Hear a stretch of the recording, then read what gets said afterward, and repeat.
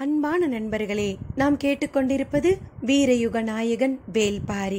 வாசிப்பது ஸ்ரீலதா தயாளன். போன பகுதியில் பாண்டியன் தேவவாக்கு விலங்கை எடுத்து வர செய்தது எதற்காக என்று கபிலரும் வாரிக்கையனும் பேசிக்கொண்டிருந்ததை பார்த்தோம். திரையர்கள் காட்டெருமைகளின் மந்தைக்கு போவது எதற்காக பார்க்கலாம் இனி கதைக்குள். மறுமொழி எதிர்பாராததாக இருந்தது. வியர்ப்பை கடந்து ஐயமே மேலெழுந்தது. காட்டெருமைகளின் மந்தைக்குள் எப்படி போக முடியும்? அங்கு போய் என்ன செய்ய போகிறார்கள் என்றான் தேக்கன். காட்டெருமையின் மந்தைக்குள் பல்வேறு குணங்களை கொண்ட காட்டெருமைகள் உண்டு. அவற்றில் மந்தையை வழிநடத்தும் காட்டெருமையை கண்டறிய போகிறார்கள். காலம்பன் சொல்வது கேள்விப்பட்டிராததாக இருந்தது. காட்டெருமைகளின் குணங்களை கண்டறிய முடியுமா? அவற்றின் பின்கால் நரம்பில் அடித்து அதனை அசைய விடாமல் செய்ய திரையர்களால் முடியும் என்றுதானே கேள்விப்பட்டுள்ளோம். நீ புதிதாக சொல்கிறாயே? அதுவெல்லாம் சூழிவேலின் காலத்தில் செய்யப்பட்ட வேலைகள். அதன் பின் இத்தனை தலைமுறையாக நாங்கள் வேறு என்னதான் கற்றோம்? காட்டெருமையுடனேயேதானே கிடந்தோம் என்று சொன்ன காலம்பன் செய்ய போகும் வேலையை பற்றி சொன்னான். மந்தைகளை வழிநடத்தும் காட்டெருமையை இனம் காணுவதுதான் முக்கியமான வேலை. ஒவ்வொரு மந்தைக்கும் தலைமை எருமை ஒன்று இருக்கும். அது தான் மந்தைக்கு பெரிய ஆள் என்பதனை நாள்தோறும் செயல் மூலம் காட்டிக்கொண்டே இருக்கும். அதனை தவிர அதற்கு வேறு வேலை இல்லை. ஆனால் மந்தையை வழி நடத்துவது வேறொன்றாக இருக்கும். அதுதான் ஓசைகளின் மூலமாக உத்தரவை கூட்டத்திற்கு வழங்கும். அதனை கண்டறிந்து நமது கட்டுப்பாட்டிற்கு கொண்டு வர வேண்டும். அதன் பின் அந்த மந்தையின் வழித்தடத்தை நம்மால் அறிய முடியும். காலம்மன் சொல்வது நம்ப முடியாததாக இருந்தது. நீ சொல்வது உண்மையா என்று கேட்டான் தேக்கன். எலியை நோக்கி பூனையை பாயவிடாமல் நிறுத்தும் ஆற்றல் பொதினி வேலீர்களிடம் இருந்திருக்கிறது. விலங்குகளின் குருதியில் இருக்கும் வெறியையும் பசியையும் போன்ற குணத்தையும் அவர்களால் கட்டுப்படுத்த முடிகிறது. பாம்பின் வலிமையே அதன் நஞ்சுதான். ஆனால் அதற்கே தெரியாமல் அதன் நஞ்சை உருவி எடுத்து பயன்படுத்தும் ஆற்றல் பரம்பு வேலீர்களுக்கு இருக்கிறது. இவற்றோடு ஒப்பிட்டால் திரையர்களாகிய நாங்கள் கற்றுள்ளது மிக குறைவுதான் என்றான் காலம்பன். தேக்கன் சற்றே தாழ்வுணர்ச்சியுடன் அவனது தோளிலே தட்டி சொன்னார். நீங்கள் எவ்வளவு குறைவாக கற்றிருக்கிறீர்கள் என்பது உடல் முழுக்க வாங்கிய எனக்கு தான் தெரியும் என்றார். அனைவரும் சிரித்தனர். அவர்கள் அனுப்பும் வரை நாங்கள் உடன் வருகிறோம் என்று சொல்லி பாரியும் தேக்கனும் காலம்பனும் புறப்பட்ட பொழுது கபிலரும் உடன் நடந்து கொண்டிருந்தார். திரையர் கூட்டத்திலே மிக வயதான மனிதராக அனங்கன்தான் இருக்கிறார். வந்த புதிதில் கபிலர் அவரோடு பேச முயன்றார். அவர் பேசும் முறையும் மொழி உச்சரிப்பும் புரிந்து கொள்ள மிக கடுமையாக இருந்தன. இவர் தமிழ்தான் பேசுகிறாரா அல்லது வேறு மொழி பேசுகிறாரா என்று அவ்வப்பொழுது குழப்பமாக இருக்கும். ஆனால் திரையர் கூட்டத்தில் மற்றவர்கள் பேசுவதை புரிந்து கொள்வதில் சிக்கல் எதுவும் இல்லை. அனங்கனுக்கு மிகவும் வயதாகிவிட்டதால் சொற்கள் தெளிவில்லாமல் இருக்கிறதோ என்று தோன்றியது. பொதுவாக மலை மக்கள் சொற்களை நீட்டி இழுத்தே உச்சரிப்பர். ஆனால் அனங்கனின் உச்சரிப்பு நேரெதிராக சிறிது சிறிதாக வெட்டி வெட்டி இருக்கும். இவர் ஓசையை ஏதேதோ செய்ய பார்க்கிறார் என்று தோன்றும். மறுகணமே வயதாகிவிட்டதால் உருவாகும் நிலை இது என்ற முடிவுக்கு போவார் கபிலர். பேசவே அவ்வளவு தடுமாறும் அனங்கனை இவ்வளவு கடினமான வேலைக்கு ஏன் கூட்டி போகிறார்கள் என்று எண்ணியபடி நடந்தார் கபிலர். காலம்பன் காட்டெருமைகளின் மந்தைக்குள் போவதை பற்றி கூறினான். ஒரு மந்தையை கண்டறிந்து அதற்கு தெரியாமலேயே அதை பின்தொடர வேண்டும். அந்த மந்தையில் உத்தரவு பிறப்பிக்கும் எருமை எதுவென கண்டறிய வேண்டும். இதற்கே வாரக்கணக்கில் ஆகும். அதுவரை காடு மலைகளில் அதன் கண்ணிற்படாமல் கொம்புகளுக்கு தப்பி வாளின் வாசம் பிடித்து கொண்டே போக வேண்டும். உத்தரவு பிறப்பிக்கும் எருமையை கண்டுபிடிப்பதுதான் மிக மிக முக்கியம். அதன் செருமலும் கனைப்பும் தலையாட்டலும் தனித்துவம் மிக்கதாக இருக்கும். அதனை கண்டுபிடித்து கனைப்போசையை மடக்கி எதிர்கணைப்பை வெளியிட வேண்டும். அது எளிய செயலல்ல. மாமனிதர்களால் மட்டுமே முடியக்கூடியது. இப்பொழுது அதனை செய்யக்கூடிய ஒரே மனிதனாக அனங்கன் மட்டுமே இருக்கிறார். மற்றவர்களெல்லாம் போரிலே இறந்துவிட்டனர் என்று பெரியவரை கை காட்டி சொன்னான் காலம்பன். தேக்கனும் பாரியும் அனங்கனை பெருவியற்போடு பார்த்தனர். கபிலருக்கு இப்பொழுதுதான் அவர் பேசும் முறையின் காரணம் புரிந்தது. ஓசையை கொண்டு வேறோர் உயிரினத்திற்குள் புக முடியும் மாமனிதனாக அனங்கன் அமைதியாக முன்னடந்து கொண்டிருந்தார். காலம்மன் தொடர்ந்தான். அந்த குறிப்பிட்ட காட்டெருமை கண்டறியப்பட்டு விட்டாற் போதும்.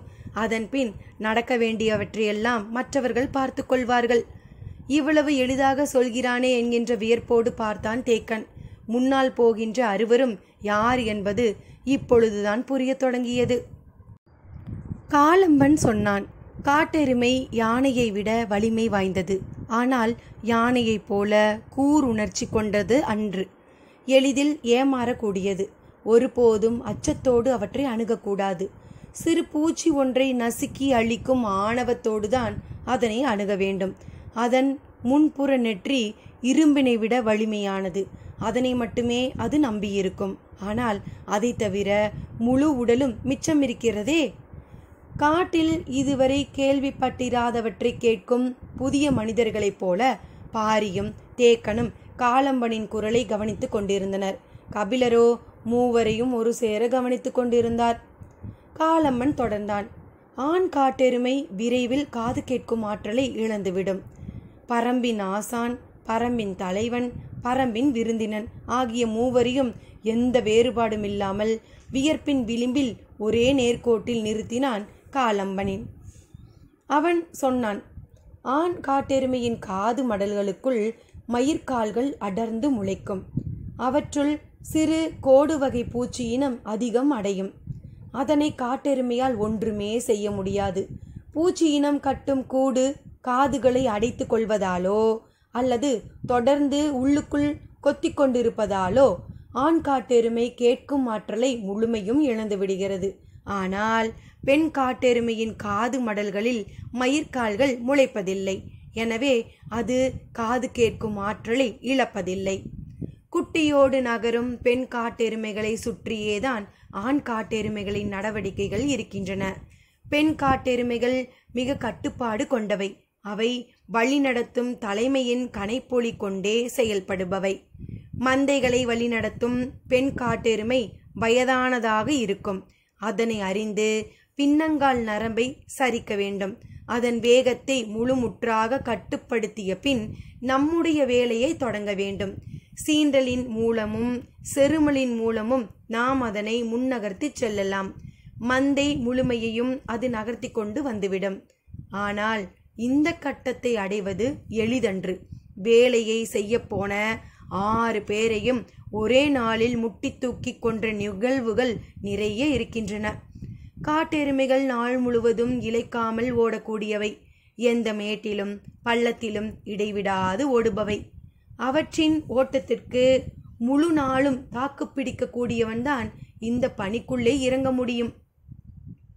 காட்டுக்குள் எங்களின் ஓட்டங்களை காட்டெருமைகளிடம் இருந்துதான் தொடங்கினோம். அவையே எங்களின் ஆசான்கள் என்றான் காலம்பன்.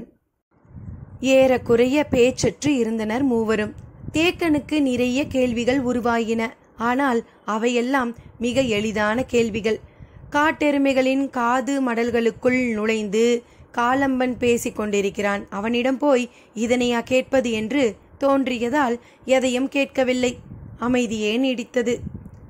அமைதியை குலைத்து சற்றே குரல் உயர்த்தி காலம்பன் சொன்னான், மலை மக்களுக்கு பகை கொள்ள தெரிவதில்லை. ஆனால் பகை வளர்க்காமல் குலம் காக்க முடியாது. காலம்பனின் ஆவேசம் மிகுந்த சொற்களால் தன்னிலைக்கு வந்தான் தேக்கன். இப்பொழுது இதனை சொல்லும் காரணம் என்ன என்று சிந்தித்தான். காலம்பன் தொடர்ந்தான், எவ்வளவு வாய்ப்புகள் இருந்தும் நாங்கள் அவர்களை அழிக்காமல் எங்களை காத்துக்கொள்ளும் போரினை மட்டுமே நடத்தினோம். அதனாலேயே அழிக்கப்பட்டோம். இனியும் நாம் அப்படி இருந்துவிடக்கூடாது. குரலில் ஆவேசம் உச்சத்தில் இருந்தது. என்ன செய்ய வேண்டும் என நினைக்கிறாய் என கேட்டான் பாரி. பச்சை மலையின் 4 திசைகளிலும் 4 காட்டெருமை மந்தைகளை வழிநடத்தும் ஆற்றலை நாம் பெற்றாக வேண்டும். அதற்கு இணையான ஆற்றல் கொண்ட படை இவ்வுலகில் இல்லை. தேக்கன் வியர்ந்து நின்றபோது காலம்பன் சொன்னான், யானை படகளே ஆனாலும் அவை பழக்கப்படுத்தப்பட்டவைதான். காட்டெருமைகளை பழக்கப்படுத்த முடியாது. அவற்றின் சீற்றம் யானை கூட்டத்தை நடுங்கு செய்துவிடும். அதுவும் பழக்கப்படுத்தப்பட்ட யானைகளை விட வலிமை குன்றிய உயிரினம் காட்டில் வேறேதும் இல்லை. விலங்குகளின் இயற்கையான ஆற்றலை எதிரிகளை நோக்கி பாய விடும் பொழுது மிஞ்சுவது எதுவும் இருக்காது. சொல்லிய வேகத்தில் பாரியை பார்த்தான். சுண்டா பூனையை ஏவி திரையர்குல வீரர்கள் 8 பேரை வீழ்த்தியவன் பாரி. பேச்சு நின்ற கணத்தில் பாரியின் சிந்தனையிலும் சுண்டா பூனையே வந்து சென்றது. காலம்மன் தொடர்ந்தான், நாங்கள் கவனக்குறைவாக இருந்துவிட்டோம். பாண்டியர் படை அடர் மலை நாளில் எங்கள் குடில்களை சூழ்ந்த பொழுது அனங்கன் ஒருவன் மட்டும் வெளியில் இருந்திருந்தால் கூட போதும். காட்டெருமை மந்தையை கொண்டு அவர்களின் யானைப்படையை முழுமுற்றாக அழித்திருப்பான். காலம்மன் சொல்லிக் கொண்டிருந்த பொழுது சற்றே மெலிந்த உடலோடு அந்த கிழவன் காட்டெருமையின் வாசத்தை நுகர்ந்தபடி முன்னே போய்க் கொண்டிருந்தான். வலிமையை விட நுட்பமே ஆற்றல் வாய்ந்தது என்பதனை காலம் மீண்டும் மீண்டும் சொல்லித் தருகிறது என்று எண்ணியபடி பின்தொடர்ந்தான் பாரி. 2 நாள் நடந்து 6ஆம் குன்றை அடைந்தனர்.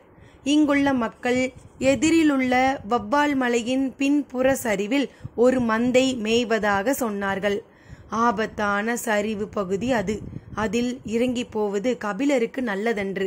அவரை மட்டும் விட்டு போக முடியாத நிலையில் பாரி சொன்னான், அருகில் வந்தாகி விட்டதல்லவா, நீங்கள் மந்தையை கண்டறிந்து அந்த அறுவரையும் அனுப்பி வைத்துவிட்டு வாருங்கள்.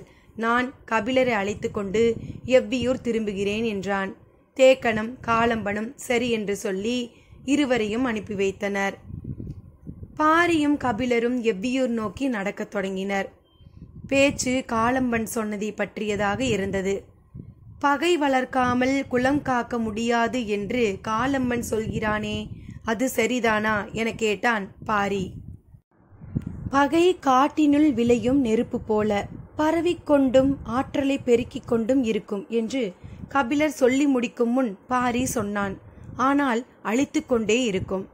அழித்தல் எல்லா விதத்திலும் தவறானதா என்ன? எல்லா விதத்திலும் தவறன்று, ஆனால் எல்லாவற்றையும் அழிக்கும். ஒரு கட்டத்தில் உங்களால் பிரித்தறிய முடியாது. அவனது சொல்லின் ஆழத்தை பற்றி சிந்திக்கும் போதே நிறுத்தாமல் தொடர்ந்தான் பாரி. காட்டெருமையின் காது மடல்களில் உள்நுழைய முடியா ஓசையை கணிக்க முடிந்த திரையர்களால் அடர்மலையின் ஓசையில் யானைப்படை வருவதை கணிக்க முடியாமற் போயிருக்கிறது. கவனம் கொள்ளுதல்தான் முக்கியம், பகை வளர்த்தல் அன்று. நீ சொல்வது சரிதான், கவனம் கொள்ளுதல்தான் முக்கியம். ஆனால் அழிக்கப்பட்டவனின் குரல் அப்படித்தானே இருக்கும். நிலம் இழந்தவன், குலம் இழந்தவன் உயிர் வாழ ஒரே ஒரு காரணம், பகை முடிக்கத்தானே. அதனால்தான் நானும் சொல்கிறேன், அபகரித்து கொண்டவன் நம்முடைய வளங்களையும் சேர்த்து மேலும் வலிமை அடைவான். இழந்தவர்கள் பகை மட்டும் வளர்த்து கொண்டிருந்தால் வலிமை கூடாது. இருப்பது ஒரே ஒரு அனங்கன். அவன் இறந்துவிட்டால் திரையர்களின் வலிமை இன்னும் குறையும். பாரியின் சொற்கள் பாறைகள் உருள்வதைப் போலத்தான் எந்த கணத்திலும் மேலே போட்டு அமுக்கும். அமுக்கிய சொல்லிலிருந்து மீண்டல கபிலர் நினைத்து கொண்டிருந்த பொழுது பாரி சொன்னான், நான் உங்களை அழைத்து கொண்டு எவ்வியூர் திரும்புகிறேன் என்று சொன்னதற்கு அதுதான் காரணம். தேக்கனை காலம்பனிடம் பேச சொல்லியிருக்கிறேன். இப்போது பயிற்சி தேவைப்படுவது மந்தையை வழிநடத்தும் காட்டெருமை கன்று உடன் செல்லும் மனிதர்களுக்குதான். அனங்கனை போல அதி திறமையுள்ள ஆசானிடம் எவ்வித பயிற்சியும் பெறாமல் மாத கணக்கில் நாம் வீணடித்துள்ளோம். பகை நெருப்பை போல பரவும் என்று சொன்னீர்கள் அல்லவா? இங்கு என்ன நடந்துள்ளது? ஒற்றை குச்சியில் மட்டுமே எரியும் நெருப்பை அடுத்த குச்சிக்கு கூட பரவாமல் வைத்திருக்கிறது. கபிலர் சொன்ன உவமை எப்படி தவறானது என்பதனை கபிலருக்கு பாரி சொல்லிக் கொண்டிருந்தான். அதை கேட்டபடி சற்றே அமைதியாய் கபிலர் வந்து கொண்டிருந்தார். சிறிது நேரத்திற்கு பின் பாரி கேட்டான், ஏன் ஏதும் பேசாமல் வருகிறீர்கள்? எவ்வியூரிலிருந்து புறப்படும் பொழுது வாரிக்கையன் சொன்னார், கற்றுக்கொண்டான் கபிலன் என்று. இப்பொழுது நீ கல்லாத கபிலனை எவ்வியூருக்கு மீண்டும் அழைத்துச் செல்கிறாய். மெல்லிய சிரிப்போடு பாரி மறுமொழி சொன்னான். நீண்ட ஒளி குறிப்போடு பேசும் மலை மக்களுக்கு நடுவில் வெட்டி ஒளியை பயன்படுத்துகிறாரே என்று அனங்கனை கண்டறிய முயன்றது நீங்கள் மட்டும்தான். அதை கூட கண்டறிய முடியாதவர்களாகத்தான் நாங்கள் இருந்துள்ளோம். பேசியபடியே குன்றின் உச்சியிலிருந்து இடப்புறமாக இறங்கத் தொடங்கினர். உச்சிப்பொழுது மலை மடிப்புகளை நின்று பார்க்க தோன்றியது. சிறிது நேரம் குன்றின் உச்சியிலே நின்றார் கபிலர். தென்கிழக்கு திசையை பார்த்தபடி சொன்னார். அந்த 3ஆம் குன்றை கடந்தால் எவ்வியூரை அடையலாம், சரிதானே? இல்லை என்றான் பாரி. எவ்வியூர் இருப்பது இடப்புறத்தில். அப்படியென்றால் நாம் ஏன் தென்கிழக்கு திசையை நோக்கி போய்க் கொண்டிருக்கிறோம்? இடப்புற காட்டை அல்லவா ஊடறுத்து போக வேண்டும். சரியான திசையில் போவதாக இருந்தால் அப்படித்தான் போக வேண்டும். ஆனால் இக்காட்டுக்குள் பரம்பு மக்கள் யாரும் காலடி எடுத்து வைக்க மாட்டார்கள். ஏன்? இது ஆழிக்காடு. ஆழியா? கொடூர விலங்கு என்று சொல்வார்களே, அதுவா? ஆம், அது ஈன்ற குட்டியின் முதல் வேட்டையே யானைதான். யானையின் தந்தத்தை பீத்து அதன் குருத்தை தான் விரும்பி உண்ணும் என்பார்கள். அவ்விலங்கு இன்னும் இருக்கிறதா? இல்லை, எப்பொழுதோ அழிந்துவிட்டது. சிறிது நேரம் பேச்சின்றி நடந்த கபிலர், அப்படியொரு விலங்கு உண்மையாய் இருந்திருக்கும் என்று நீ நம்புகிறாயா? இருந்திருக்காது என்று நீங்கள் நினைக்கிறீர்களா? நான் அவ்விலங்கை பற்றி நிறைய கேள்விப்பட்டிருக்கிறேன். ஆனால் எதுவும் நம்பும்படியாக இல்லை. மிகைப்படுத்தப்பட்ட கதையாக இருக்கலாம் அல்லவா? மெல்லிய சிரிப்பை வெளிப்படுத்தியபடி பாரி சொன்னான்.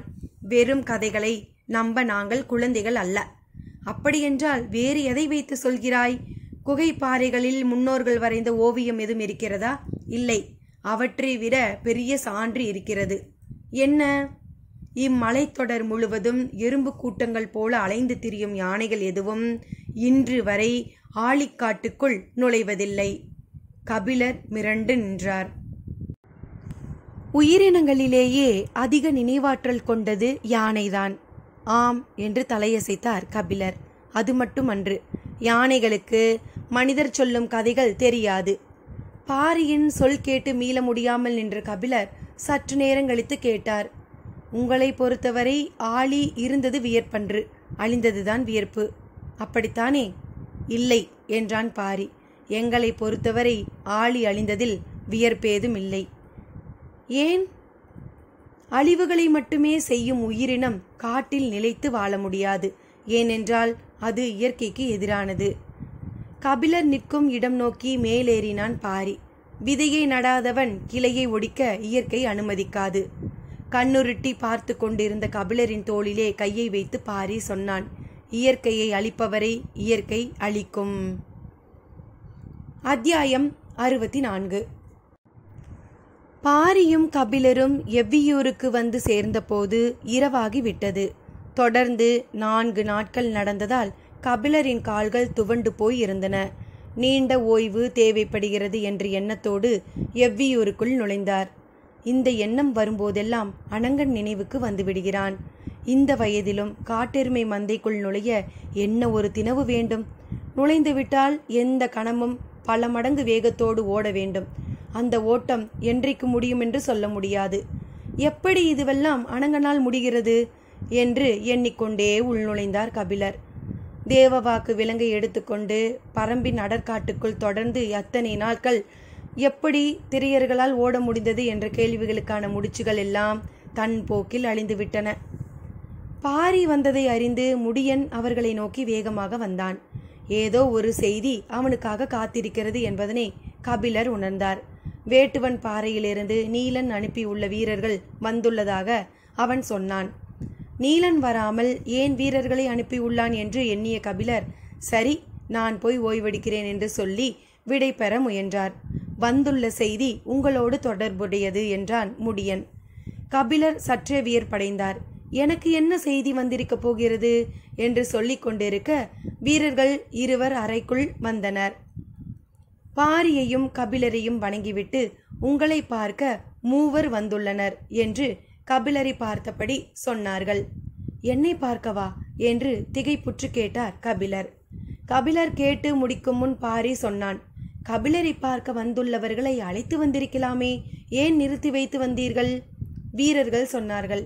அவர்களில் ஒருவர் மிக வயதானவர், அவரால் மலையேற முடியாது. வியர்ப்பும் குழப்பமும் இருந்தது. யாராக இருக்கும் என்று கபிலர் சிந்தித்து கொண்டிருக்கையில் வீரர்கள் சொன்னார்கள், எனது பெயரை சொன்னால் அவரே இங்கே வந்து விடுவார், போய் சொல்லுங்கள் என்று எங்களை அனுப்பி வைத்தார். கபிலருக்கு இன்னும் வியர்ப்பு கூடியது. நாம் இங்கு இருப்பதை அறிந்து இவ்வளவு உரிமையோடு வீரர்களை அனுப்பி வைத்தது யார் என எண்ணிக்கொண்டிருக்கையில் வீரன் சொன்னான். அவரின் பெயர் திசைவேலர். பெயர் சொல்லப்பட்ட கணத்தில் கபிலரின் முகத்தில் ஏற்பட்ட வியர்ப்பை பார்த்தபடி பாரி கேட்டான், யார் அந்த பெரியவர்? அகல திறந்திருந்த கபிலரின் கண்கள் ஒளியை உமிழ்ந்தன. வியர்ப்பை உதிர்க்க முடியாமல் திணறியது முகம். கைகளை உயர்த்தி காட்டி வாணிகள் பேராசான் என்றார்.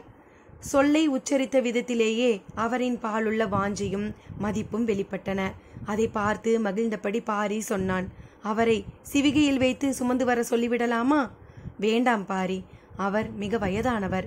என் பொருட்டு அவருக்கு சிறு தொந்தரவு கூட வந்துவிடக்கூடாது. நானே போய் பார்த்துவிட்டு வருகிறேன். சரி என்று ஏற்றுக்கொண்ட பாரி, தொடர்ந்து 4 நாட்கள் நடந்து வந்திருக்கிறீர்கள்.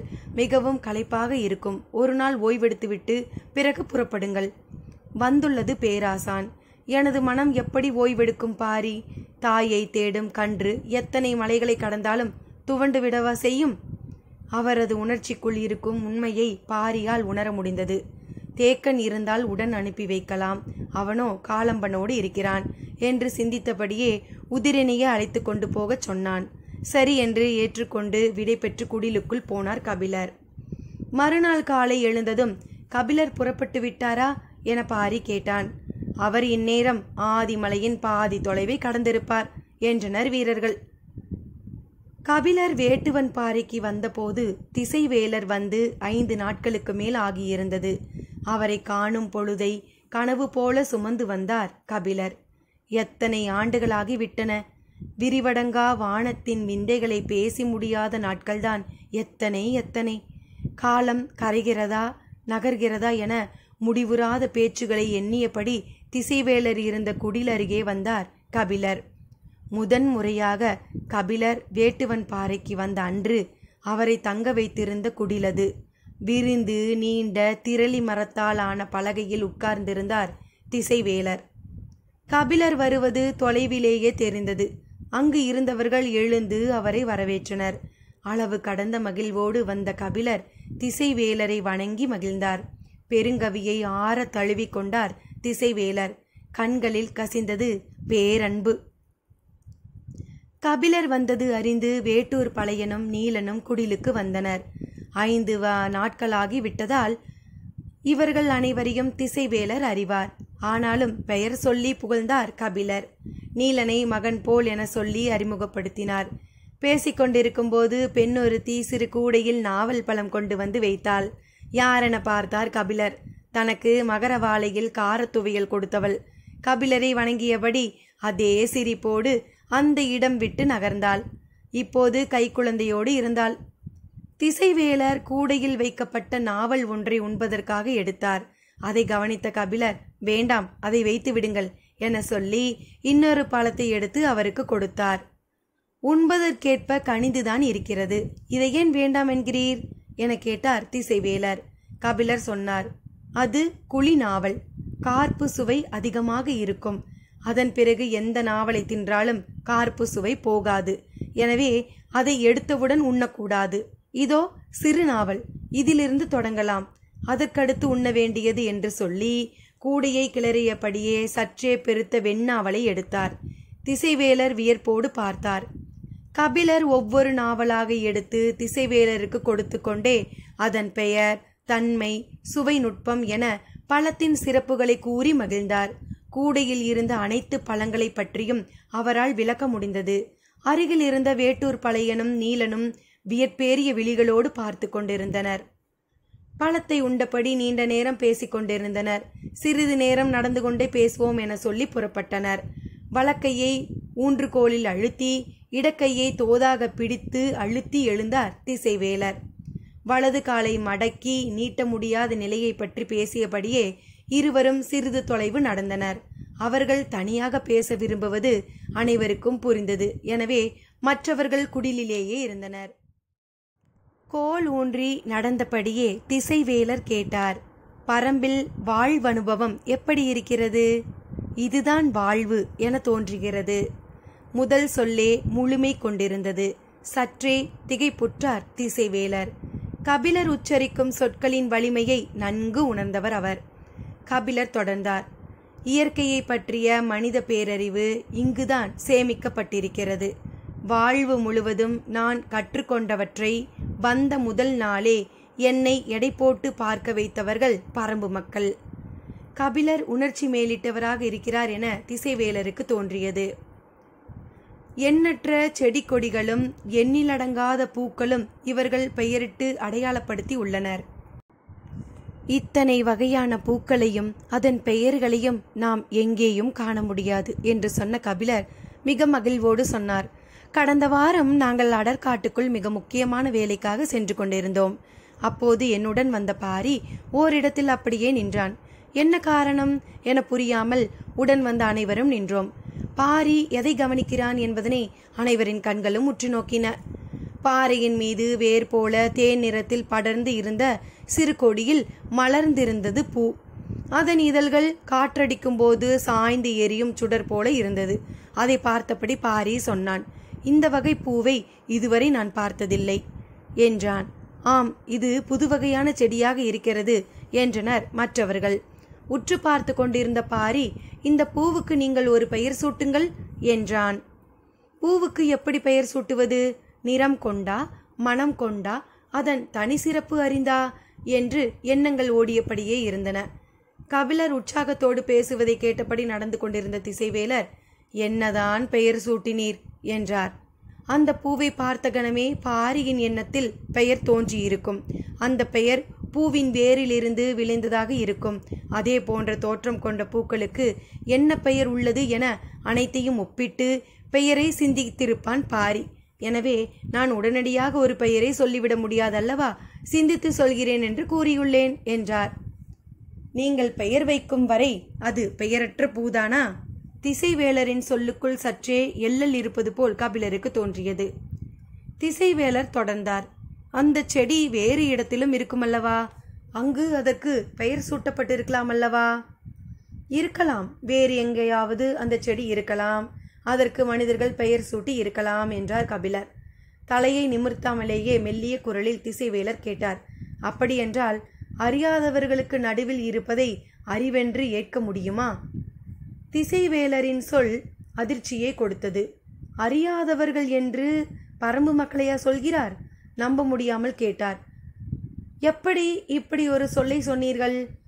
நீங்கள் ஒன்றை அறிய நினைக்கும் போது உங்களின் அறியாமையை மற்றவர்கள் அறிந்து கொள்ளுதல் இயற்கைதானே. திசைவேலரின் சொல் கேட்டு திகைத்து நின்றார் கபிலர்.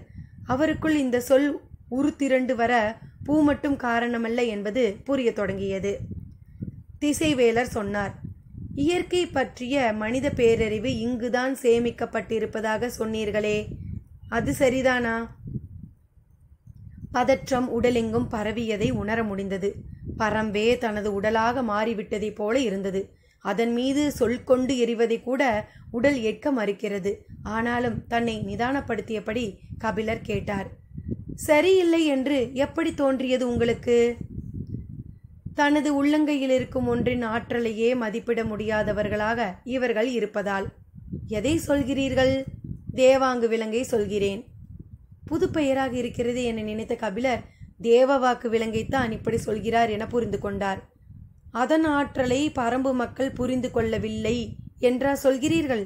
ஆம், அதன் ஆற்றலை இப்போது வரை பாரியும் பரம்பு மக்களும் புரிந்து கொள்ளவில்லை. கபிலருக்கு விடை தெரியாமல் உருண்டு கொண்டிருந்த கேள்வி இப்போது திசைவேலரின் சொல் முனையில் வந்து நிற்கிறது. புருவம் உயர்த்தியபடியே திசைவேலரை பார்த்து, என்ன அதன் ஆற்றல் என்றார். அது கடலை வெல்லும் ஆற்றல் கொண்ட உயிரினம். கபிலர் அதிர்ந்து நின்றார். அவரின் முகக்குறிப்பு அறிந்து திசைவேலர் தேவாங்கின் சிறப்பை பற்றி பேசத் தொடங்கினார். எப்போது உட்கார்ந்தாலும் வடதிசை நோக்கியே உட்காரும் அதன் ஆற்றலை மெய் சிலிர்த்தபடி விளக்கினார். பொதிகை மலையில் இதை போன்ற உடல் அமைப்பை கொண்ட விலங்கு உண்டு. ஆனால் அதற்கு இத்தகைய ஆற்றல் இல்லை. இது ஒரு மரத்து விலங்கு. நீண்ட நெடுங்காலம் குறிப்பிட்டதொரு மரத்திலே வாழக்கூடியதால் குறிப்பிட்ட திசை நோக்கி உட்காரும் இயற்கையின் அதிசிறந்த ஆற்றலை பெற்றுள்ளது என்றார். கபிலர் மெய் மறந்து கேட்டார். இந்த விலங்குக்காக பாண்டியன் ஏன் இவ்வளவு முயன்றான் என்ற விடையின்றி தத்தளிக்கும் கேள்விக்கு விடை தெரிந்தது. நூற்றாண்டுகளாக தொடரும் யவன வணிகத்துக்கு இது போன்ற ஒரு விலங்கு எவ்வளவு முக்கியமான பங்காற்றும் என்பதனை கபிலரால் எளிதில் விளங்கிக் கொள்ள முடிந்தது. பாண்டியனின் பெருமுயற்சிக்கு பின்னிருந்த உண்மை வெளிவந்தது. நடையை நிறுத்தி அருகில் இருந்த சிறு பாறையில் சாய்ந்து நின்றார் கபிலர். கோல் ஊன்றியபடி நின்று கொண்டிருந்த திசைவேலர் சொன்னார், கடலையும் வானையும் இணைக்கும் பேராற்றல் கொண்ட உயிரினமாக இது இருக்கிறது. இதை பெற வேறு வழியே இன்றிதான் திரையர்களை அனுப்பி வைத்தார் குலசேகர பாண்டியன். நீங்கள் பரம்பில் இருப்பது அப்போது தெரிந்திருந்தால் உங்கள் மூலமே முயன்றிருப்பார் பேரரசர். கபிலர் அசைவின்றி உட்கார்ந்திருந்தார். குலசேகரன் பாண்டியனின் முயற்சி தொடர்வதை அவரால் உணர முடிந்தது. திசைவேலர் சொன்னார், அந்த அரிய உயிரினத்தால் பரம்புக்கு எந்த நன்மையும் கிட்டப்போவதில்லை. அதன் ஆற்றல் வெளிப்பட போவது கடலில்தான். எனவே அதை கொடுத்து உதவ பாரிக்கு நீங்கள் அறிவுறுத்த வேண்டும். கபிலரின் அமைதி நீடித்தது. சிறிது நேரத்திற்கு பிறகு திசைவேலர் கேட்டார், ஏன் பேச்சின்றி நிற்கிறீர்? பாரி எப்போதும் வியப்புக்குரிய தோழன்தான். ஆனால் இப்போது அந்த வியர்ப்பு மேலும் அதிகரிக்கிறது. கபிலரின் சொல்லுக்கு பொருள் புரியவில்லை. கண்களை உருட்டியபடி பார்த்தார் திசைவேலர். கபிலர் சொன்னார், தேவவாக்கு விலங்கை இவ்வளவு முயன்று எடுத்து செல்ல வேண்டிய தேவை என்ன என்று பலமுறை நான் கேள்வி எழுப்பியுள்ளேன். ஆனால் இந்த கேள்விக்கு விடையறிய பாரி ஒருபோதும் முயன்றதே இல்லை. எனக்கு அது பெருவியர்ப்பை கொடுத்தது. வற்புறுத்தி காரணம் கேட்டால் சொல்வான். வேந்தர்கள் எதை செய்தாலும் அது அவர்களின் அதிகார நலனுக்கானது, மனிதருக்கும் இயற்கைக்கும் எதிரானது. அதில் கூடுதலாக சிந்திக்க என்ன இருக்கிறது என்று மிக வேகமாக அவன் முடிவுக்கு வந்து விடுகிறானோ என அப்போது தோன்றியது. ஆனால் இப்போது தெரிகிறது அவனுடைய சொற்கள் எவ்வளவு ஆழமானவை என்று. பாறையை விட்டு எழுந்து திசைவேலரை பார்த்தபடி கபிலர் மேலும் சொன்னார், இயற்கையை பற்றிய பேரறிவு மட்டுமல்ல, மனிதர்களை பற்றிய பேரறிவும் சேகரிக்கப்பட்டுள்ள இடமாக பரம்பு இருக்கிறது. தனது சொல்லை தனக்கு எதிரானதாக்கி கொண்டிருக்கிறார் கபிலர் என்பது திசைவேலருக்கு புரிந்தது. இருவரும் சிறிது நேரம் பேச்சின்றி நின்றனர். நேர்முகம் பார்ப்பதை தவிர்க்க எழுந்து நடந்தபடி திசைவேலர் சொன்னார், ஆற்றலை அறிவதும் பயன்படுத்துவதும் தான் மனிதனை வெள்ளட்கரியனவாக மாற்றியுள்ளன. மனிதன் வெள்ளட்கரியனவாக மாற வேண்டியது யாருடைய தேவை என்றார் கபிலர். சற்றும் இடைவெளியின்றி திசைவேலர் சொன்னார், இயற்கையின் தேவை. இலக்காரமானதொரு சிரிப்போடு கபிலர் சொன்னார், இல்லை, ஆசைக்கு அடிமைப்பட்ட கணத்தில் மனிதன் எடுத்துக்கொண்ட உறுதி அது. அது ஆசையல்ல, இயல்பு. இயற்கையின் தன்மை அதுதான். ஆற்றல் கொண்டதை மட்டுமே அது அரவணைத்து கொள்ளும். எனவே மனிதன் ஆற்றலை பெருக்கவே வாழ்வை அமைத்துக் கொள்கிறான். அது மனிதன் இயற்கைக்கு கொடுத்துள்ள விளக்கம். தேவாங்கு விலங்கு கடலிலே இருக்கும்போது கிடைக்கும் பயன் எல்லையற்றது. அதன் ஆற்றல் துளங்குமிடம் அதுதான். அந்த இடத்திலே அதனை பயன்படுத்தினால் அனைவருக்கும் நன்மை செய்வதுதானே. இதை பாரியிடம் கேட்டால் என்ன சொல்வான் தெரியுமா? என்ன சொல்வான்? அதை பயன்படுத்த மனிதனுக்கு என்ன உரிமை இருக்கிறது என்று கேட்பான்.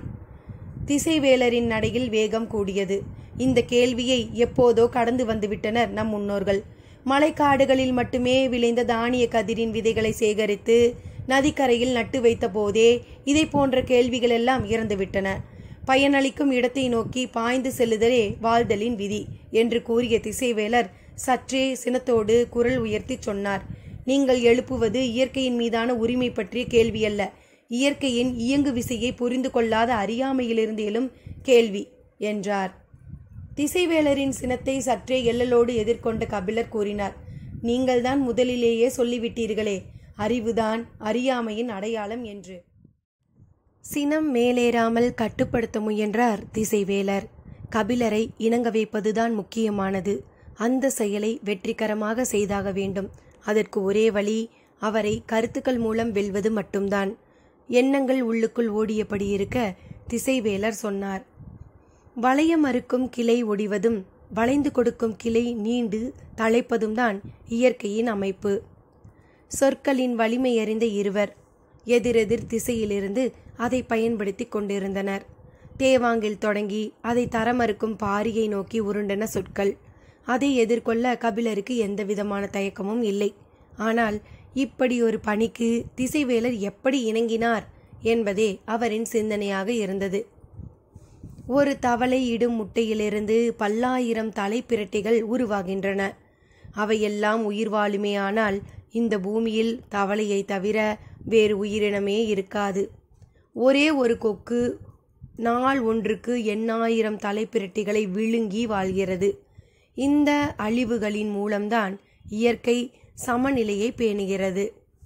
திசைவேலரின் சொற்களை கேட்டபடி கபிலர் அமைதியாக நடந்தார். அழிவுகளின் நியாயத்தை பேசத் தொடங்கி அடுத்து அழித்தலின் அவசியத்தை வந்து பேச்சு முடியும். திசைவேலர் எதை நோக்கி வருகிறார் என்பதனை கபிலரால் கணிக்க முடிந்தது. வலது கையால் ஊன்றுகோலை இறுக பிடித்து இடது கையால் அழுத்தி கொடுத்துதான் உங்களால் எழுந்திருக்க முடிந்தது. இவ்வளவு தளர்ந்த நிலையிலும் நெடும் தொலைவு பயணித்து என்னை காண வந்துள்ளீர்கள் என பெரும் மகிழ்வடைந்தேன். ஆனால் உங்களின் நோக்கம் எனது மகிழ்வை உதிர செய்துவிட்டது என்று சொன்ன கபிலர் சற்றே தயக்கத்தோடு அதே சமயம் உறுதியான குரலில் கேட்டார். உங்களுக்கு உடன்பாடற்ற செயலை ஒருபோதும் நீங்கள் செய்ய மாட்டீர்கள். அப்படி இருக்க எதன் பொருட்டு இந்த செயலில் உங்களுக்கு உடன்பாடு ஏற்பட்டது? திசைவேலர் சொன்னார். சான்றோர் போற்றும் பெருங்கவி பரம்பில் உள்ளான் என்ற பெரும் மகிழ்வுடனே இங்கு வந்தேன். என் கால்கள் இதனினும் தளர்ந்து போயிருப்பினும் நான் இங்கு வந்திருப்பேன்.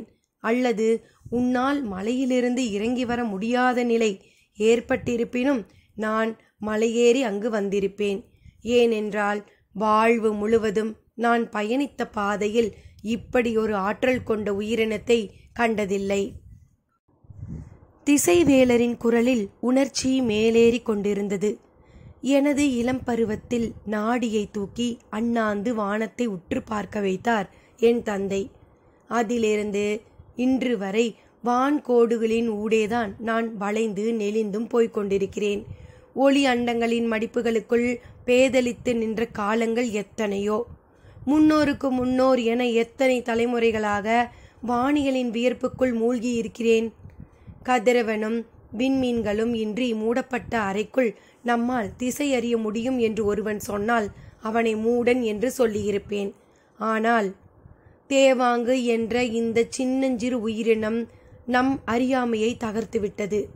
எல்லையில்லாத அகண்ட வானத்தை துளையிட்டு பார்ப்பதை போல் இருக்கிறது அது வடதிசை நோக்கி உட்கார்ந்திருப்பது. இனி நம் பாய்மரங்களுக்கு கடலும் காற்றும் பொருட்டல்ல. நடந்து கொண்டிருக்கும் தேவாங்கு உட்காரும் கணத்தில் திசைகள் தாமே வந்து மீகானின் சொல் கேட்க உள்ளன. அந்த ஆற்றல் வேந்தர்களுக்கு மட்டுமல்ல, மனிதர்கள் அத்தனை பேருக்கும் பயனளிக்கப் போகும் ஒன்று. இதை நாம் தவற விட்டுவிடக் கூடாது. இந்த அறிவின் அவசியத்தை உன்னால் புரிந்து கொள்ள முடியும். மலை மக்கள் வாழ்வின் இயக்கத்தை பிடித்து அடுத்த கட்டத்திற்கு நகர முடியாத மந்த நிலை கொண்டவர்கள். நீதான் பாரியிடம் இதை எடுத்துச் சொல்ல வேண்டும். அதற்காகத்தான் வந்தேன் என்றார். நெற்றியில் இருந்த வியர்வையை துடைத்தபடி மறுமொழி இன்றி கேட்டுக்கொண்டிருந்தார் கபிலர். வேகம் குறையாமல் திசைவேலர் கேட்டார். ஏன் பேச்சின்றி நிற்கிறீர்? நீங்கள் சொல்வது எல்லாமே எனக்கு புரிகிறது. ஆனால் நான் சொல்வது மட்டும் உங்களுக்கு புரியவில்லை. நீங்கள் தேவாங்கினால் ஏற்படும் பயனை பற்றி பேசுகிறீர்கள். அது தேவாங்குக்கான பயன் அல்ல என்பது உங்களுக்கு புரியவில்லை. உங்களின் பயனுக்காக அதை பயன்படுத்த உங்களுக்கு உரிமை இல்லாததை போல அனுமதி கொடுக்கும் உரிமை பாரிக்கும் இல்லை.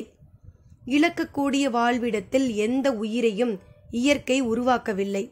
எனவே தனது வாழ்விடத்தை ஓர் உயிர் இழப்பது இயற்கை உடனான ஆணிவேரை அறுத்து கொள்வதற்கு நிகர். பயன்பாட்டு கணக்குகளும் பண்டமாற்று கணக்குகளும் எல்லாவற்றிற்கும் எப்படி பொருந்தும்?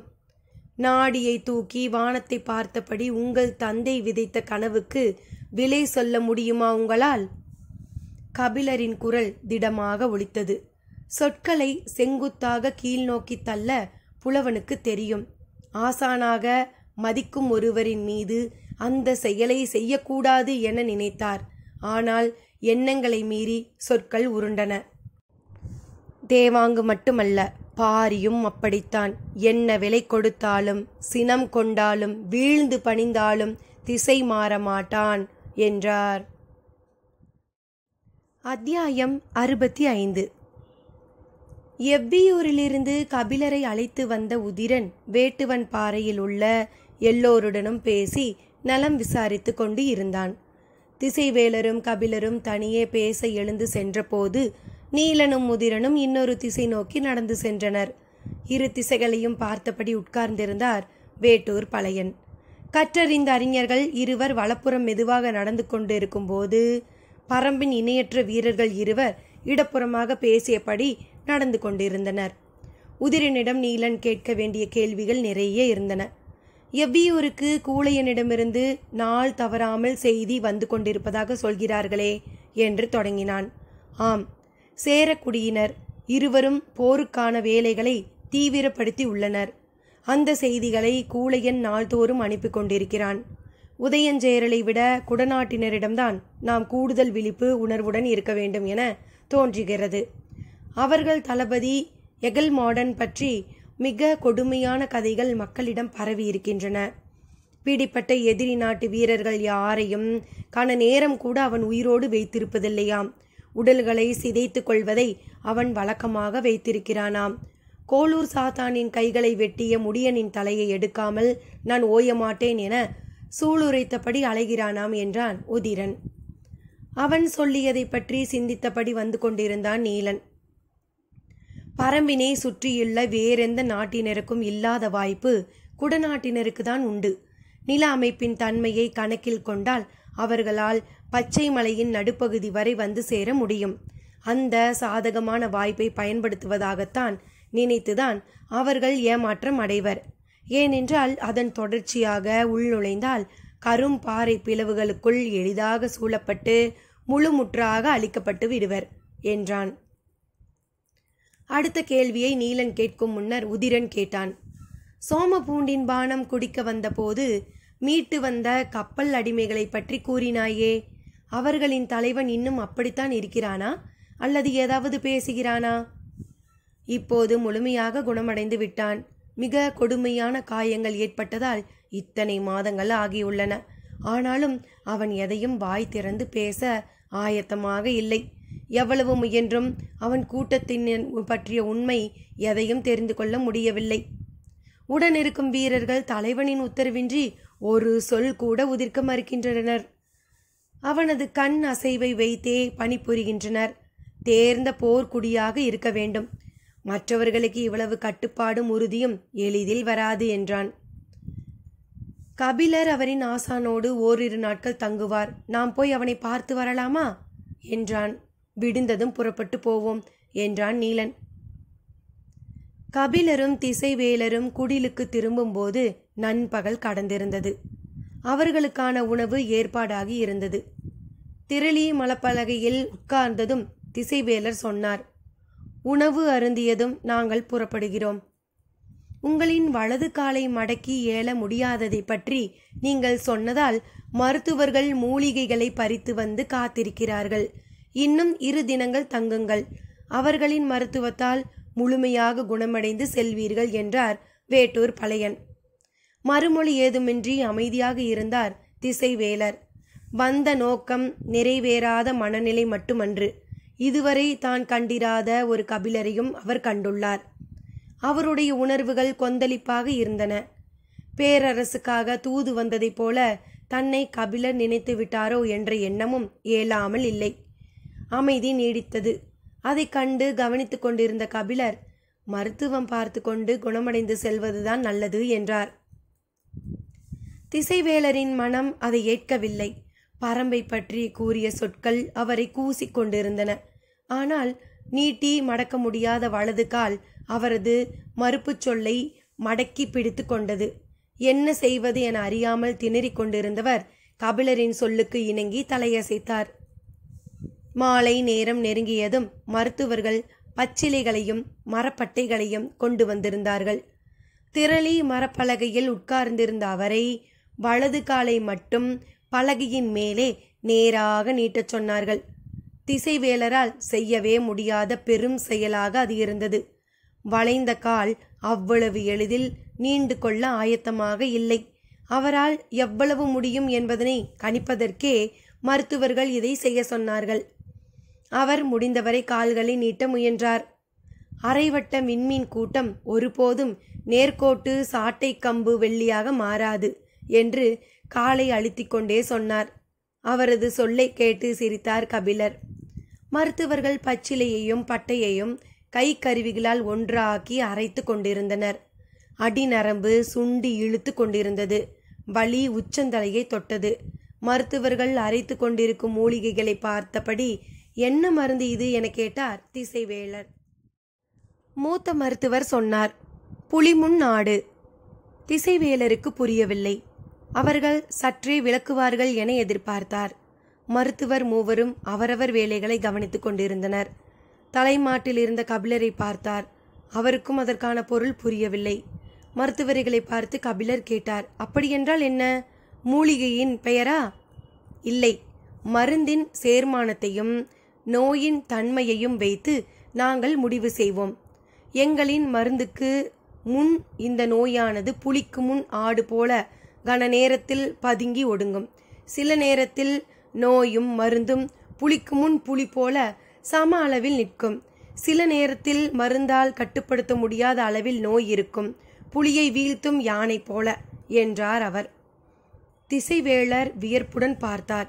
மருத்துவத்தை தொடங்கும் முன்னரே புலிக்கு முன் ஆடு போல இந்த நோயானது மருந்துக்கு முன் பதுங்கி ஒடுங்கும் என எப்படி துணிந்து சொல்ல முடிகிறது இவர்களால் என்று சிந்தித்தபடியே படுத்திருந்தார். வலி உச்சந்தலையை தொட்டு திரும்பிய இடத்தில் இப்போது புலியும் ஆடும் உழவிக் கொண்டிருந்தன. மனம் வேறொன்றையும் கணித்து கொண்டிருக்க வலி நினைவில் தங்க இடமின்றி மறந்தொழிந்தது. இரவு நெடுநேரமாகியும் தூக்கம் வரவில்லை. காலில் கட்டு போடப்பட்டிருந்ததால் அசையாமல் படுத்திருக்க வேண்டி இருந்தது. மனம் அலைமோதி கொண்டிருந்தது. அருகில் போடப்பட்டிருந்த கட்டிலில் கபிலர் உட்கார்ந்து திசைவேலரை கவனித்தபடி உட்கார்ந்திருந்தார். உரிமை கலந்த இயல்பான பேச்சு இருவரிடமும் இல்லை. நாம் சற்று கடுமையாக பேசிவிட்டோமோ என்ற எண்ணம் இருவருக்குள்ளும் ஓடிக்கொண்டிருந்தது. அமைதியை குலைக்கும் சொல்லை கண்டறிய முடியாமல் கபிலர் தவித்து கொண்டிருந்த போது திசைவேலரின் மெல்லிய குரல் கேட்டது. பல ஆண்டுகளுக்கு முன் பொதிகை மலையில் தற்செயலாக ஒரு பாணர் கூட்டத்தை கண்டேன். ஒரு வார காலம் என்னோடு சேர்ந்து அவர்கள் பயணப்பட்டார்கள். அந்த பயணத்தின் போது நான் யார் என்பதனை உடன் வந்த மாணாக்கர்கள் மூலம் அறிந்து கொண்டனர். அதன் பிறகு அந்த பாணர் குழுவின் தலைவன் நாஞ்சிலன் என்னிடம் வானியல் பற்றி பல ஐயங்களை கேட்டான். நான் அவற்றுக்கெல்லாம் விடை சொல்லியபடி வந்தேன். பயண வழியில் விலகி செல்லும் இடம் வந்தது. அப்போது அவன் சொன்னான், பச்சை மலை தொடரில் வியட்புறு கனியான கருநெல்லி உள்ளது. அதை உட்கொண்டால் பகலிலும் விண்மீன்களை பார்க்கலாம். சென்ற முறை நான் பரம்புக்கு சென்றபோது நடுமலையின் முகட்டில் அந்த மரத்தை கண்டேன். பயிற்சி பெற்ற வீரர்களை தவிர மற்றவர்களால் ஏறி செல்ல முடியாத பெருமுகடு அது. அந்த அதிசய கனியை பறித்து யாருக்கு கொடுக்க போகிறோம் என்ற எண்ணம் உருவானதால் நான் அதை பெரிதாக கருதவில்லை. உங்களை போன்ற வானியல் பேராசானுக்கு அந்த கனி உண்ண கிடைத்தால் எவ்வளவு நன்மை பயக்கும். அடுத்த முறை பரம்பு செல்கின்ற போது பாரியிடம் கேட்டு அந்த கனியை கொண்டு வந்து உங்களுக்கு தருவேன் என்று சொல்லி சென்றான். அவன் சொல்வதை நான் உண்மை என நம்பவில்லை. பகலிலே விண்மீன் கூட்டத்தை எப்படி பார்க்க முடியும்? அவன் ஏதோ கற்பனையாக பேசுகிறான் என்று நினைத்தேன். ஆனால் திசை காட்டும் விலங்கு என்று ஒன்று இருக்கிறது என்பதனை பார்த்த பிறகு இப்போது எனது எண்ணம் வேறு விதமாக இருக்கிறது. அந்த செய்தியை அறிந்து நான் அப்போதே பரம்புக்கு வந்திருக்க வேண்டும். தவறிழைத்து விட்டேனோ என தோன்றுகிறது. திசைவேலர் சொல்வதை வியர்ந்து கேட்டுக்கொண்டிருந்தார் கபிலர். என்ன சொல்வது என பிடிபடவில்லை. சற்றே திணறி மீண்டார். பேச்சற்றிருந்த கபிலரை பார்த்து, எதுவும் சொல்லாமல் இருக்கிறாய் என கேட்டார் திசைவேலர். கருநெல்லியை பற்றி பாரி என்னிடம் சொல்லியுள்ளான். அதை உட்கொண்டால் பகலிலும் விண்மீன்களை பார்க்க முடியும். அந்த ஆற்றல் அதற்கு உண்டு என குலநாகினிகள் சொல்வார்கள் என்று கூறியுள்ளான். அந்த கனியை பாரி கூட பார்த்ததில்லை. ஆனால் அதை பார்த்த ஒருவர் உங்களிடம் வந்து சொல்லியுள்ளார் என்பது எவ்வளவு முக்கியமான செய்தி! என்னால் நம்பவே முடியவில்லை என்று வியர்ப்பில் திணறினார் கபிலர். இயற்கையை பற்றிய மனித பேரறிவு இங்குதான் சேமிக்கப்பட்டிருக்கிறது என்று கபிலர் சொன்ன சொல்லின் ஆழம் காண முயன்றார் திசைவேலர். பகலில் அல்ல, இரவில் கூட விண்மீன்களை பார்க்க முடியாத அளவுக்கு அகந்தையும் ஆணவமும் சில நேரங்களில் கண்களை மறைத்து விடுகின்றன என்றார் திசைவேலர். இதற்கு என்ன மறுமொழி சொல்வதென்று தெரியவில்லை. அசையும் அவரது வலது கால் பாதத்தை மெல்ல பிடித்தபடி, அசைய வேண்டாம், எல்லாம் சரியாகும் என்றார் கபிலர். பெரும் புலவனின் கைவிரல்கள் பாதத்திடம் பேசிய மொழி கேட்டு திசைவேலரின் கண்கள் கலங்கின. அதிகாலையில் புறப்பட்ட நீலனும் உதிரனும் இரு குன்றுகள் தாண்டி அருவியின் அருகில் இருந்த மருத்துவ குடிலை வந்தடைந்தனர். உயிருக்கு ஆபத்து விளைவிக்கும் அளவு மிக கடுமையான காயங்கள் ஏற்பட்டிருந்ததால் தான் இந்த இடம் வைத்தே மருத்துவம் பார்த்தனர். இப்போது அந்த வீரனின் உடல் முழுமையாக குணமாகி விட்டது. நெடிய உயரமும் எல்லையற்ற வலிமையும் கொண்ட அவனது உடலை சிதைவிலிருந்து முழுமையாக மீட்டிருந்தனர் பரம்பு மருத்துவர்கள். நீலனும் உதிரனும் அந்த இடம் வந்து தலைமை மருத்துவரை கண்டு வணங்கினர். எல்லா வகையிலும் அவன் குணமாகிவிட்டான் என்றார் அவர். ஆனால் பேசத்தான் மறுக்கிறான், அதுதான் ஏன் என புரியவில்லை என்றார் உடன் இருந்த இன்னொரு மருத்துவர். மற்ற வீரர்களோ தலைவனின் உத்தரவின்றி பேசுதல் முறையன்று என்று சொல்கிறார்கள் என்றார் அருகில் இருந்த உதவியாளர். அவர்களின் குலம் முழுமையாக அளிக்கப்பட்டிருக்க வேண்டும். அவர்களும் மரணத்தை விட கொடும் வேதனையை அனுபவித்து மீண்டுள்ளனர். ஆனால் அச்சம் அவர்களின் ஆழ்மனம் வரை பதிந்திருக்கும். எவரையும் எளிதில் நம்பிவிட முடியாத மனநிலையில் அவர்கள் இருக்கக்கூடும். பரம்பை பற்றி அவர்கள் பெரிதாக கேள்விப்பட்டிருக்க மாட்டார்கள். எனவே நம்பிக்கை கொள்ள முடியாத தயக்கமே அவர்களை பேச விடாமல் செய்கிறது என நினைக்கிறேன் என்றார் தலைமை மருத்துவர். எல்லாவற்றையும் கேட்ட இருவரும் புறப்பட்டு அந்த வீரனை காண சென்றனர். நாய்களை நன்கு பழக்கக்கூடியவர்களாக அந்த வீரர்கள் இருந்தனர். வேட்டை நாய்கள் அனைத்தையும் மிக அணுக்கமாக வைத்திருந்தனர். சுற்றிலும் இருந்த வீரர்கள் நீலனை கண்டதும் எழுந்து வணங்கி வழிவிட்டு நின்றனர். அவர்கள் தலைவன் குடிலுக்குள் தனித்திருந்தான். நீலனும் உதிரனும் உள்நுழைந்து அவன் முன் அமர்ந்தனர். உடல் முழுக்க வெட்டுத்தழும்புகள் இடைவெளியின்றி இருந்தன. பார்த்த கணம் உதிரனுக்கு பெரும் அதிர்ச்சியை கொடுத்தது. இவ்வளவு காயங்களையும் மீறி உயிர் பிழைத்து உட்கார்ந்திருக்கிறானே என்ற வியர்ப்பே ஆட்கொண்டது. சிதைந்த உடலை மீண்டும் இறுக்கிக் கட்டும் உடற்பயிற்சியை தொடங்கிவிட்டான் என்பதை நீலனால் உணர முடிந்தது. சென்ற முறை பார்த்ததற்கும் இந்த முறை பார்ப்பதற்கும் உள்ள வேறுபாட்டை அவனுடைய கண்கள் கணித்தன. அவனை உற்று பார்த்தபடி உதிரன் சொன்னான், உனது குடிலுக்கு பின்னால் இருக்கும் அருவியின் இடப்புறம் சிறிது தொலைவு நடந்தால் வீரன் ஒருவனின் நடுக்கல் உண்டு. அவனது பெயர் கடுவன். கடுவனின் கதையை யாவரும் அறிவர். அதை கேட்டு தெரிந்து கொள். உனக்கு இனி தேவைப்படும் மருத்துவம் அதுதான் சொல்லிவிட்டு எழுந்தான் உதிரன். வந்த இருவரும் நீண்ட நேரம் பேசுவார்கள் என அவன் நினைத்திருந்தான். ஆனால் அவர்களோ ஒற்றை சொல்லை மட்டும் சொல்லிவிட்டு புறப்பட்டனர். தொலைவில் இருவரின் உருவமும் மறையும் வரை இமைக்காமல் பார்த்து கொண்டிருந்தான் அவன். அது ஒரு கொடும் கோடைக்காலம். மழையின்றி விளைச்சல் பாதித்ததால் சமவெளியில் இருந்த மனிதர்களின் சேமிப்புகள் எல்லாம் தீர்ந்தன. உண்ண உணவு ஏதும் இல்லாமல் மனிதர்கள் உணவு தேடி எங்கும் அலைந்து கொண்டிருந்தனர். எவ்வளவு கொடும் பஞ்சம் வந்தாலும் மலைவாழ் மக்களை கிழங்குகள் கைவிடாது. 7 வகை கிழங்குகள் மலையில் விளைகின்றன. நீரின்றி செடி கொடிகள் எல்லாம் செத்து மடிந்தாலும் மண்ணுக்குள் கிடக்கும் இந்த கிழங்குகள் மனிதனின் உணவுக்காக என்றென்றும் காத்திருப்பவை. சித்திரவள்ளி கிழங்கும் காட்டுவள்ளி கிழங்கும் இதர கொடிகளும் மனிதர்கள் உண்ண எப்போதும் கிடைக்கக்கூடியவை. அவை தவிர விளையாத கொடும் பஞ்சகாலம் என்றால் இருக்கவே இருக்கிறது. நூரை, சவலன், நெடுவன், தீச்சி, நாச்சி, சம்பை, நூழி எனும் 7 வகையான கிழங்குகள். ஒவ்வொன்றும் வெவ்வேறு ஆழத்தில் விளைந்து கிடப்பவை. நிலமறிந்த மனிதர்கள் அந்த கிழங்குகள் இருக்கும் இடத்தை எளிதில் அடையாளம் கண்டு தோண்டி எடுப்பர். சமவெளியில் உண்ண வழியில்லாத நிலையில் பலரும் கிழங்குகளை தேடி மலைகளில் ஏறினர். போதன் என்பவன் பட்டினி கிடக்கும் தன் குடும்பத்தை காப்பாற்ற கிழங்கு தேடி பச்சை மலையில் ஏறியுள்ளான். காலையிலிருந்து உச்சி பொழுது வரை தேடி அலைந்துள்ளான். மிக சிறிய அளவிலான 2 கிழங்குகள் மட்டுமே கிடைத்துள்ளன. ஆனாலும் விடாமல் தேடி அலையும் போது பாறை ஒன்றில் அமர்ந்திருந்த இளைஞனை பார்த்துள்ளான். இளைஞனின் காலில் ஏதோ காயம்பட்டு குருதி வழிந்து ஓடியது. பச்சிலைகளை பறித்து காயத்தின் மீது தேய்த்தபடி உட்கார்ந்திருக்கிறான் அந்த இளைஞன். அவன் மலைமகன் என்பதனை பார்த்ததும் போதன் புரிந்து கொண்டான். இவனிடம் கேட்டால் நமக்கு வழி பிறக்கும் என்று நினைத்து எத்திசை போனால் கிழங்கு கிடைக்கும் என கேட்டான். அவன் பதில் ஏதும் சொல்லாமல் போதன் கையில் வைத்திருந்த 2 கிழங்குகளையே உற்று பார்த்தான். கேள்விக்கு விடை சொல்லாமல் கைகளில் இருக்கும் கிழங்குகளையே பார்த்து கொண்டிருக்கிறாய் என கேட்டான் போதன். அதற்கு அந்த இளைஞன், நீ கையில் வைத்திருப்பது நூலிக்கிழங்கின் வகை. புதிதாக சாப்பிடுபவர்களுக்கு இது ஒவ்வாது. இதில் உள்ள கருவிதைகள் செரிமானமாகாது என்றான். வீட்டில் கொடும் பட்டினியில் கிடக்கிறார்கள். அவர்களின் பசிக்கு எதுவும் உணவுதான். புதிதாக கிழங்குகள் கிடைக்க வழி இருந்தால் சொல் என கேட்க, இளைஞனோ அருவி விழும் பாறையை காட்டி, அந்த திசையில் போய் பாருங்கள், சத்திரவள்ளி கிழங்கு கிடைக்கும் என்றான்.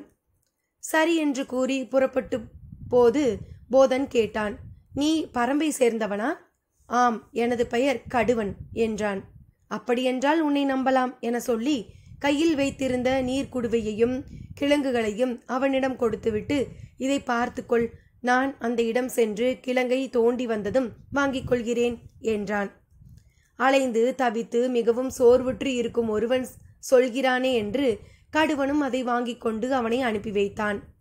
போதன் சென்ற பிறகு காயங்களில் வலியும் குருதி நின்றுவிட்டதா என பார்த்தபடி கடுவன் உட்கார்ந்திருந்தான். ஆனால் அருகில் போதன் வந்து வைத்துவிட்டு போன 2 கிழங்குகளும் நீர்க்குடுவையும் இருந்தன.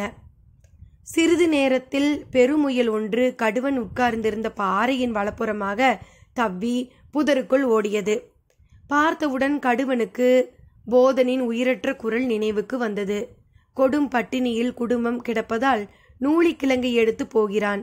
இது புதியவருக்கு சேராதே என நினைத்தவன், இந்த முயலை பிடித்து கொடுத்தால் அவன் குடும்பத்திற்கு உணவாகும் என சிந்தித்தபடி கையில் இருந்த மூங்கில் குச்சியை எடுத்துக்கொண்டு சட்டென புதர் நோக்கி தாவினான். அந்த புதர் முழுவதும் கிண்டி பார்த்தான். முயல் தென்படவில்லை. எந்த திசையில் போயிருக்கும் என கால் தடம் பார்த்தான். எதுவும் தென்படவில்லை. மழைக்காலத்தில் எளிதில் தடம் அறியலாம், கோடையில் தடம் அறிவது கடினம். எங்கே போயிருக்கும் என கணித்து கீழ்த்திசை நோக்கி புதர்களை கிளறியபடி போனான். நீண்ட தொலைவு கீழிறங்கி சென்றான். முயல் அவனது கண்ணில் பாடவே இல்லை. மிகவும் சோர்வடைந்து பாறை நோக்கி நடந்தான். புதர்களுக்குள் நுழைந்து இங்கும் அங்கும் தேடியதில் குச்சிகள் கிழித்து காயத்திலிருந்து மீண்டும் குருதி வழிந்தது. பச்சிலியை தேய்ப்போம் என எண்ணியபடி பாறையின் மீது ஏறி அமர்ந்தான். காய்ந்த குச்சிகளின் கீறல் அளவற்றதாக இருந்தன. எப்படியாவது பிடிக்க வேண்டுமே என்ற பதட்டத்தில் நிதானமின்றி புதருக்குள் ஓடி உள்ளோம் என நினைத்தபடி பச்சிலியை எடுத்து தேய்த்தான். காயத்தில் எரிச்சல் அதிகமாக இருக்கிறதே என்று பற்களை கடித்துக்கொண்டே பாறையை பார்த்தான். வைத்துவிட்ட போன இடத்தில் அந்த 2 கிழங்குகளும் இல்லை. நீர்க்குடுவை மட்டும் ஓரத்தில் உருண்டு கிடந்தது. சற்றே பதற்றமடைந்து இங்கும் அங்கும் தேடினான். எங்கும் இல்லை.